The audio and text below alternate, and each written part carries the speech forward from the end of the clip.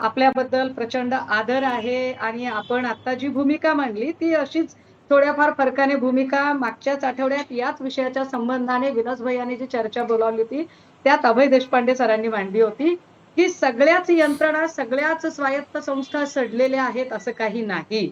आपण सगळ्याच स्वायत्त संस्थांवरती संशय घेऊन चालणार नाही, पण स्वायत्त संस्थांची सुद्धा ही जबाबदारी आहे की त्यांनी पारदर्शकता जपली पाहिजे. खरंय. ही पारदर्शकता जपताना आपण जो मुद्दा महत्वाचा मांडलेला होता की मुळात निवडणूक आयोगाला पत्रकार परिषद घ्यायला वेळ लागलेला आहे.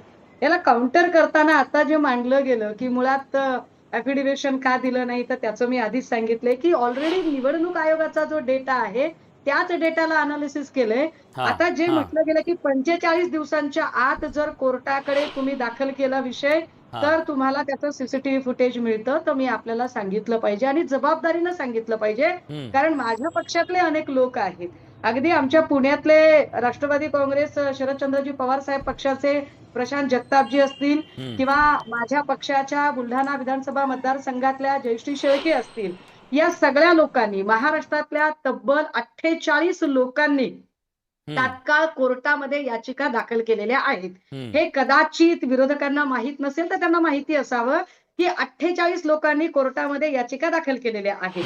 आता दुसरा मुद्दा की मग राहुलजींनी प्रेस घ्यायला उशीर का लावला, तर जो काही डेटा दिलेला होता तो डेटा इलेक्ट्रॉनिक पद्धतीचा नव्हता. तो 7-7.5 फूट उंचीचे जे गठ्ठे होते त्या गठ्ठ्यातनं अनालिसिस करून तुम्हाला सगळी माहिती, म्हणजे गरज आमची आहे ना बाबा, लोकशाही वाचवण्याची जबाबदारी आमची आहे, संविधान वाचवण्याची जबाबदारी आमची आहे. सो आम्हीच अभ्यास करावा लागेल, आम्हीच सॉर्टिंग करावं लागेल, आम्हीच सगळं करावं लागेल. सो त्या सगळ्या गोष्टींच्यासाठी वेळ लागला. शपथपत्र पण द्यावं लागेल. अशी की यशोमती ठाकूर यांनी 2 दिवसांपूर्वी अजून एका वृत्तवाहिनीला मुलाखत देताना सगळा डेटा आणि एक्सेल लिस्ट घेऊन त्या बसलेल्या आहेत आणि त्या एक्सेल लिस्ट सह त्या सांगताहेत की 2014 ते 2019 साधारण 25,000 मतदार माझ्या मतदारसंघात वाढले, म्हणजे वर्षाला 5,000. 19 ते 24 सुद्धा सरासरी 25,000चा डेटा आहे, म्हणजे वर्षाला 5,000. अचानक आता जे काही मतांचा आकडा आहे तो माझ्या आकलनाचा बाहेरचा आहे. आता हा प्रश्न एकट्या यशोमती ठाकूरांचा नाही, हा अनेक लोकांचा आहे. आता तरी सुद्धा जर असं म्हणणं असेल की राहुलजी फेक बोलतायत, राहुलजी वेग बोलतायत, आणि आम्ही म्हणतोय तेच खरं आहे, कारण लॉजिकली बोलायचं नाहीये, कुठल्याही कायद्याचा आधार घेऊन बोलायचं नाहीये. बोलायचंय कसं, तर भांडाभांडी करून बोलायचं आहे. तर भांडाभांडी करून आणि प्रत्येक विषयाला धार्मिकतेकडे वळवण्यामध्ये ज्या भाजपाचा हटखंड आहे त्यांना धार्मिकतेच्या अंगाने समजावण्याची गरज आहे की भाजपा ज्या हिंदुत्वाचा मुद्दा पुढे रेटते आणि ज्या हिंदुत्वामध्ये खरं तर धर्म हा विषय मार्केटिंगचा नसावा, तो वैयक्तिक श्रद्धेचा असावा, पण धर्म हा मुद्दा मार्केटिंगचा आणून ज्या प्रभू श्रीरामाच्या नावाचं मार्केटिंग भाजपा करू पाहते, त्या प्रभू श्रीरामांचा एक महत्वाचा दाखला आहे की त्यांच्या संबंधाने एका क्ष माणसाने शंका घेतली आणि सीता मैयांना अग्निपरीक्षा द्यावी लागली. हे रामायणामध्ये सगळ्यांनी वाचलं, लिहिलं, ऐकलं, बोललं. आता जर निवडणूक आयोगावर आणि भाजपावर एवढे सगळे लोक 300 पेक्षा, ठीक आहे, मी थेटच विचारतो ना, तुम्ही सगळे दाखले बिखले दिले, मी अनिल भाऊंना थेट विचारतो. अनिल भाऊ, अग्निपरीक्षेला सामोरे जाताय का? खरं म्हणजे अग्निपरीक्षाचाही सध्या सुरू आणि निवडणूक आयोग अतिशय चांगल्या रीतीने, आता मी निवडणूक आयोग उलट असलेला व्हीव्हीपॅट काढून घेतोय. आता मी विचारतो उत्तर घेतो. हा, तुमचं एवढं शांततेने ऐकलं ना. एक महत्वाची गोष्ट की विलास, तुम्ही पण म्हणत होते की निवडणूक आयोगाने उशीर केला, रविकिरण पण म्हणत होते. एक गोष्ट लक्षात घ्या की निवडणूक होऊन 12 महिन्याच्या वर झाल्यानंतर राहुल गांधीला आता ते लक्षात आलं किंवा अभ्यास करायला एवढा वेळ लागला. निवडणूक आयोगाने 7ही दिवस घेऊ नये त्यांच्या आरोपाचा अभ्यास केला होता ना. नाही, म्हणून म्हणतो. दुसरी महत्वाची गोष्ट की यशोमती ठाकूरांनी जर का 35,000 मतं वाढलेले असतील तर त्यांनी निवडणूक आयोगाने सांगितलं की ऍफिडेव्हिटवर द्यावं, पत्रकार परिषद घेण्यापेक्षा ऍफिडेव्हिटवर द्यावं. आता मला सांगा, शरदचंद्र पवार यांनी म्हटलं होतं की 2 माणसं आले माझ्याकडे आणि 2 माणसं आले आणि त्यांनी म्हटलं की मी 160 जागा निवडून आणून देतो, ऍफिडेव्हिटवर द्यावं. एक माजी राज्यमंत्री आहे त्यांनी सांगितलं, एक माजी राज्यमंत्री आहे, त्या माजी राज्यमंत्र्यांनी सांगितलं की एक जण आला की निवडणूक आयोगाने सांगितलं 10,000 मतं मी ऍड करतो किंवा सबट्रॅक्ट करून देतो, तुम्ही एवढे पैसे द्या, ऍफिडेव्हिट वर द्यावं, त्याची चौकशी सुरू होईल ना. आणि पहिल्यांदा हेही होईल की तुम्ही कोणता माणूस आहे तो आयडेंटिफाय करता येईल, पोलीस मध्ये चांगल्या तऱ्हेने तक्रार द्यावी, FIR दाखल करावा. हे काहीच करायचं नाहीये. ठीक आहे, फक्त पत्रकार परिषद घ्यायच्या. आणि हे काही आज थोडी केलंय या. आणि मोदीजींना यांनी फरक पडत नाही, कारण की त्यांची विश्वासार्हता लोकांच्या मनामध्ये आहे. पहा, यांनी म्हटलं नव्हतं का चौकीदार चोर आहे म्हणून, अनेक वर्षापर्यंत म्हटलं, काही फरक पडला का? यांनी म्हटलं नाही की ईव्हीएम खराब आहे. समजा जर ईव्हीएम जर खराबच करायची होती तर मतदार यादीमध्ये कशाला अनिल गोळ भाऊ, करायला त्यांचं पाहिजे असं मग? म्हणणं आहे मतदार यादीत गोळ आहे म्हणून काहीच फरक पडत जर नाहीये. आमच्या हातात असेल तर कशाला मतदार वाढवावं लागतात?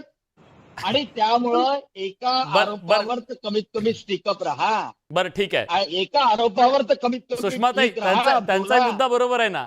ईव्हीएम वर घोळ आहे, घोळ नेमका कुठे? एका आरोपात का तुम्ही ठाम राहत नाही, वेगवेगळे आरोप करत राहता? हिट अँड रन सुरू आहे का? ईव्हीएम जर आमच्या हातात असती तर मग निवडणूक आयोगाचे आम्हाला कमी जास्त कशाला करावं लागतंय? 40 लाख मतं कशाला वाढवावं लागतात? आता खरं कारण तुम्हालाच माहित आहे. सुषमाताई, पटकन 30 सेकंद मला सगळ्यांकडे द्यायचे. दोन मुद्दे महत्वाचे. एक की काँग्रेस पक्षाला जर इतका वेळ लागत असेल तर निवडणूक आयोगाला किती वेळ लागत असेल, हा युक्तिवाद अत्यंत बालिश आहे. हे समजून घ्या की राजकीय पक्ष फक्त निवडणूक लढवत असतात. निवडणुकीच्या संबंधाने असणारं सगळं जे काम आहे ते निवडणूक आयोग करतं. निवडणूक आयोगाचं कामही जर राजकीय पक्षाने किंवा काँग्रेसने किंवा इतर करायचं असेल तर निवडणूक आयोगाला पगार कशाचा दिला जातो? काय फक्त भाजपची हुजरेगिरी आणि मुजरेगिरी करण्याचा पगार निवडणूक आयोगाला दिला जातो का? एक. दुसरं असं की जर इतका विश्वास आहे मोदीजींच्या नेतृत्वावर आणि भाजपाला स्वतःच्या कार्यकर्तृत्वावर, तर एका मरकजवाडीने एक प्रयोग केला की ठीक आहे, आम्ही बॅलेटवर निवडणूक घेऊन दाखवतो. एका गावाने, एका ग्रामपंचायतीने फक्त नुसता प्रयत्न केला तर भाजपा हादरून गेली. अख्खा सगळा पोलीस फोर्स तिकडे बोलावला. अरे घाबरता कशाला? आहे ते व्हीव्हीपॅट काढून घेताय. एका मरकजवाडीने प्रयोग केला तर घाबरला. आता पुन्हा याचा ईव्हीएम स्पष्ट येईल अर्थ आहे E चर्चेत आणि की त्याच्यावर वेगळी चर्चा सुरू होईल. पुन्हा ईव्हीएम. नाही मौलाना अबुल कलाम आझादांना निवडून आणण्यासाठी नेहरूजींनी फोन केला होता तिथल्या डीएमला, आणि एक गठ्ठा बॅलेटचा तो तिकडे सरकवला. हे संपूर्णतः पुस्तकात आलेलं आहे, संपूर्णतः आलेलं आहे व्हॉट्सअपवर. नाही, अनिल भाऊ, तुमच्या मताशी मी एका अर्थी सहमत याच्यासाठी आहे की आपण सुद्धा सिनेमांमध्ये वेगवेगळ्या याच्यातून पेपरमध्ये वाचलं की ते बॉक्सची बॉक्स पळवले जायचे. बिहारमध्ये निवडणूक कशी व्हायची आपल्याला माहिती आहे. प्रश्न तो नाहीये, ते होत होतं, पण आपल्याला सुधारावं लागेल ना. जे चुकीचं ते मागे इव्हॉल्व प्रोसेस आहे ना, पारदर्शकता आणावी लागेल आपल्याला. मताची चोरी, बॅलेटवरच्या मताची चोरी करायची आहे आणि म्हणून हा गोंधळ. बरं ठीक आहे, रविकिरण सर, आता शेवटचं हत्यार म्हणून एक प्रकारे महाभियोग आणण्याच्या दृष्टीनं विरोधकांची तयारी सुरू आहे असं कळतंय. विरोधकांच्या हातातलं अस्त्र काय आता या पुढच्या लढाईतलं, टीका टिप्पणीच्या पलीकडे? नाही, सर्वोच्च न्यायालयाच्या न्यायमूर्तीच्या पदाचं संरक्षण दिलेलं असल्यामुळे हा महाभियोग संमत होईल वगैरे काही नाही. हा विषय चर्चेत ठेवण्याचं कौशल्य काँग्रेस वापरत आहे. प्रश्न एवढाच आहे विलास, हे सगळे राजकीय पक्ष आपापल्या भूमिका त्वेषाने मांडतील. प्रश्न हा आहे, पुन्हा पुन्हा मी तेच म्हणतोय, की भारतीय लोकशाहीमध्ये निवडणूक पद्धत अतिशय जपून वापरण्याची गोष्ट आहे. तिच्यामध्ये कुठलाही शंकेला वाव राहू नये. मला एक कळत नाही की जर समजा तुम्हाला सीसीटीव्ही फुटेज हवं असेल तर तुम्हाला हायकोर्टात जायला पाहिजे, मग 45 दिवसातच मागितलं पाहिजे. निवडणूक, भारतीय लोकशाहीमध्ये निवडणूक ही अडथळ्याची शर्यत का बनवावी? अनिल भाऊ बोंडे ज्या जिल्ह्यात येतात त्या जिल्ह्यामध्ये सुदाम काका देशमुख सारखे एक अतिशय निष्प्रह, अतिशय प्रामाणिक असे लोकप्रतिनिधी होते की ज्यांची निवडणूक जनता लढत होती. अशा गरीबातल्या गरीब साधारण उमेदवाराला जर निवडणुकीविषयी शंका उपस्थित करायची असेल तर त्यांनी हायकोर्टात महागडा मार्ग का स्वीकारावा? ही अडथळ्यांची शर्यत संपली पाहिजे सर, हीच अपेक्षा आहे. माझा वेळ संपला, माफ करा, मी बाकीच्यांकडे जाऊ शकत नाहीये, पण आशा करूया अडथळ्यांची शर्यत संपेल. आणि प्रेक्षकांना आपण जो प्रश्न विचारला होता त्या प्रश्नाचं तुम्ही काय उत्तर दिले, चर्चा काय झाली हा भाग सोडून द्या. प्रेक्षकांना काय वाटलं, गेल्या काही दिवसातल्या याच्यातून मतचोरीवर निवडणूक आयोगानं दिलेलं उत्तर समाधानकारक वाटलं का जनतेला? 14% लोकांना होय वाटलंय, 86% लोकांनाही वाटलंय. लोकशाहीमध्ये लोकांच्या मतांचा आदर करणं आपल्या सगळ्यांचं कर्तव्य आहे. निवडणूक आयोग सुद्धा हे बघेल, त्यांच्यापर्यंतही पोहोचेल, आशा करूया, कारण इथं सगळं पारदर्शक.